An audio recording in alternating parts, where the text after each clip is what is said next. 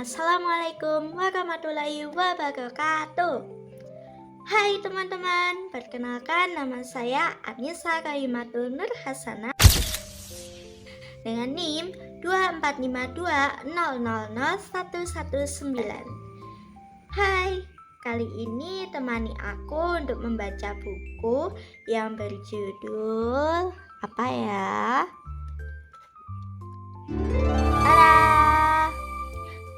Yang judulnya Gagak yang Sombong. Yaps, benar. Ini merupakan buku cerita untuk anak-anak. Nah, temani aku untuk membaca buku ini ya. Halo teman-teman, di sini kita akan membaca buku cerita. Judulnya apa? Judulnya Gagak yang Sombong. Yap, benar. Ini adalah buku cerita anak-anak. Yuk, langsung aja kita baca ya. Kita buka halaman pertama.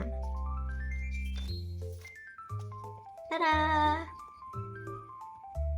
Oke, aku baca ya. Alkisah, hiduplah sekawanan gagak di hutan mangga. Suatu hari, Tuan Crow sedang berpamitan dengan kawan-kawannya. Ia akan pergi berlibur. Ia mengucapkan selamat tinggal. Kawan-kawan Tuan Crow memberikan hadiah. Terimalah hadiah ini, Tuan Crow. Barangkali kau akan membutuhkannya saat berlibur, kata Tuan Berry. Terima kasih kawan, aku akan selalu merindukanmu, ucap Tuan Crow. Tibalah saatnya Tuan Crow pergi. Pertama kalinya ia meninggalkan teman-temannya. Ia menelusuri hutan, menyeberangi sungai, melewati desa dan kota. Ia sangat gembira sekali melihat keindahan alam untuk pertama kalinya. Suatu ketika hujan turun. Tuan Crow hinggap di sebuah pohon yang rindang. Aduh, hujan turun. Saatnya aku harus beristirahat dan bermalam di pohon ini, kata Tuan Crow. Saat Tuan Crow sedang beristirahat, ia mendengar suara-suara aneh. Ia melihat ada beberapa ekor merak yang sangat cantik sekali. Ia baru pertama kali ini melihat makhluk dengan bulu yang seindah itu. Hari berganti hari, siang berubah jadi malam. Tuan Crow selalu memikirkan tentang keindahan burung merak itu. Ia benar-benar merasa sangat jelek. Ia ingin sekali memiliki bulu seperti merak itu. Ia membandingkan bulunya yang hitam dengan bulu burung merak yang indah dan cantik. Ia tiba-tiba tidak suka menjadi burung gagak. Lihat aku, hitam dan jelek. Aku ingin seperti mereka, sangat cantik dan menawan, gumam Tuan Crow. Tuan Crow selalu memikirkan tentang itu.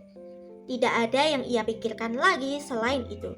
Ia berusaha menirukan semua gaya dari burung merak.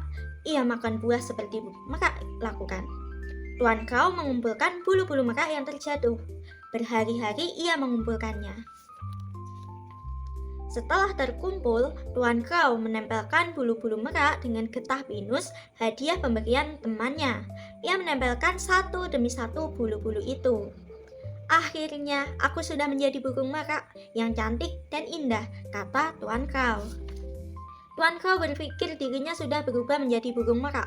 Maka ia memutuskan untuk pulang.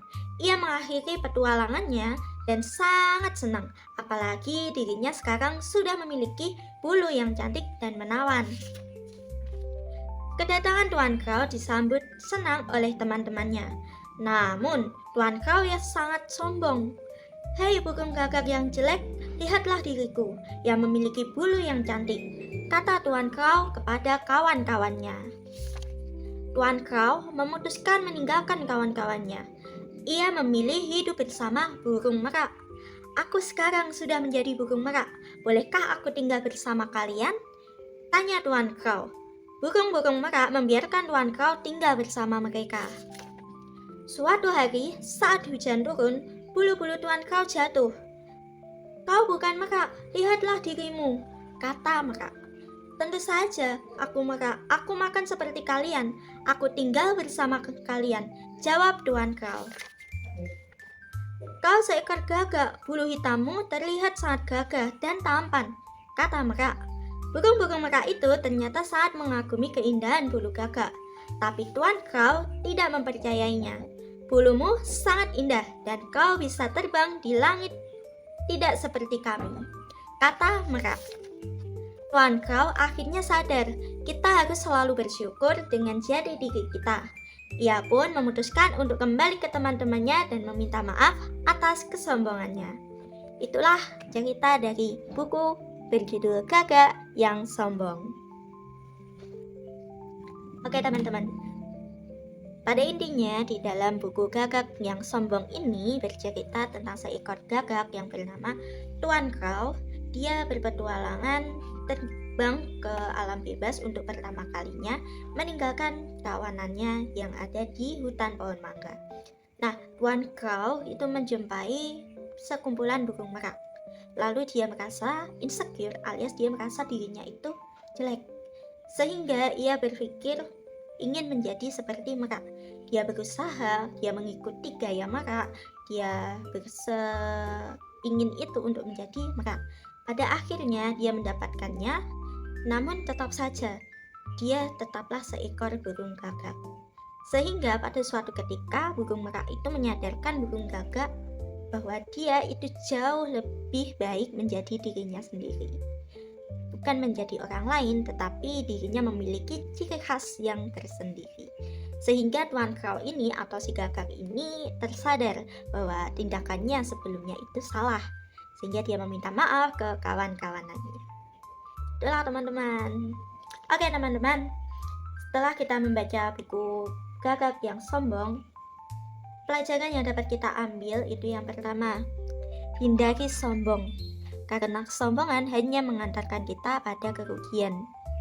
Kemudian yang kedua yaitu di halaman terakhir, kita harus selalu bersyukur dengan jati diri kita.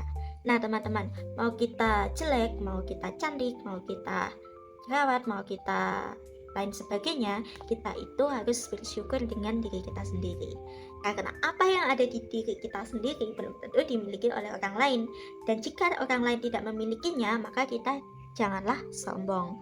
Karena sombong hanya mengantarkan kita pada kerugian.